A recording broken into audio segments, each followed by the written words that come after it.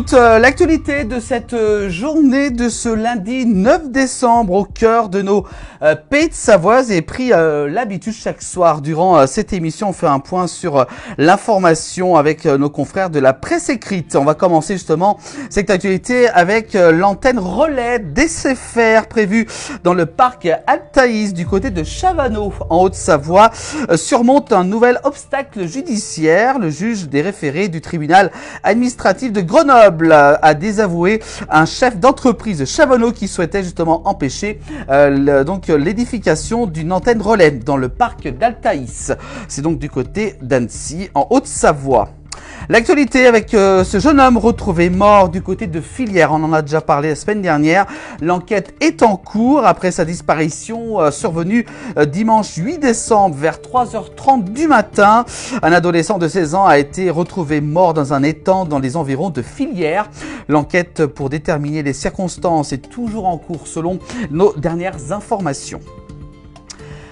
On continue l'actualité avec François Astorg. Le maire d'Annecy annonce qu'Annecy ne soutiendra plus la Coupe du Monde de biathlon au Grand Bornand. Le maire a officialisé, c'était samedi 7 décembre, le désengagement de la ville dans le financement de la Coupe du Monde de biathlon du côté du Grand Bornand en Haute-Savoie, dans les Aravis, ce qui a suscité bien entendu beaucoup de réactions dans la classe politique ou même au niveau des habitants.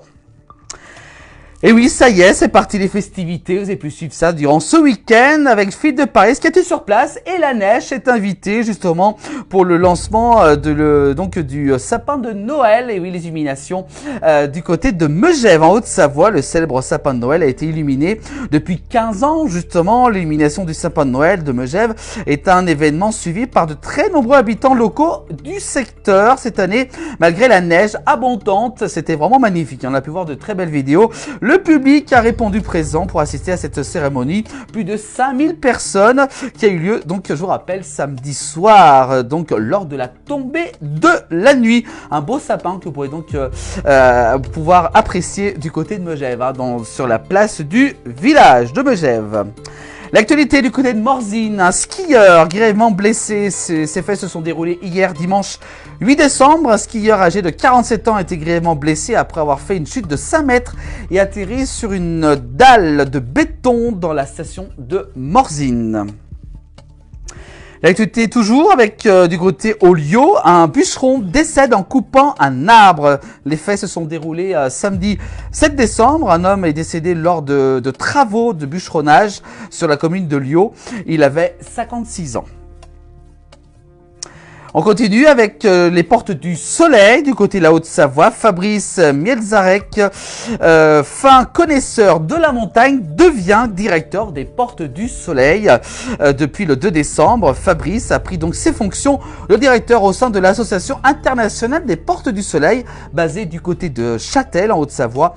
Le domaine skiable transfrontalier est composé d'une douzaine de stations et doit donc préparer de nombreux chantiers d'avenir. Côté football, cette fois-ci, avec la Ligue 2, 6 victoires à domicile, sans prendre de but, un record historique pour le FC Annecy, et ça fait plaisir, et ça fait beaucoup parler. Justement, tombeur de Clermont, 2-0, c'était vendredi soir, le FCA n'a plus encaissé de moindre but à domicile depuis 6 rencontres. On espère que cet élan va continuer en 2025. L'actualité toujours du côté de Chambéry en Savoie, on reste dans le sport avec une bagarre générale s'est déroulée du côté de Chambéry en Savoie, arbitre exfiltré par la police. Un match de foot qui donc a complètement dégénéré. Ces faits se sont déroulés hier dimanche. Le match entre Chambéry Sport 73 et Challes-les-Eaux s'est terminé en bagarre générale. Justement, l'arbitre a dû se réfugier dans les vestiaires avant d'appeler la police. Voilà pour l'actualité dans nos pays de Savoie en cette journée de ce lundi 9 décembre. Bien sûr, pour revoir toute l'actualité sur l'ensemble des plateformes en replay de la place du village et également aussi tous les soirs du lundi au vendredi dans le 19h de la place du village.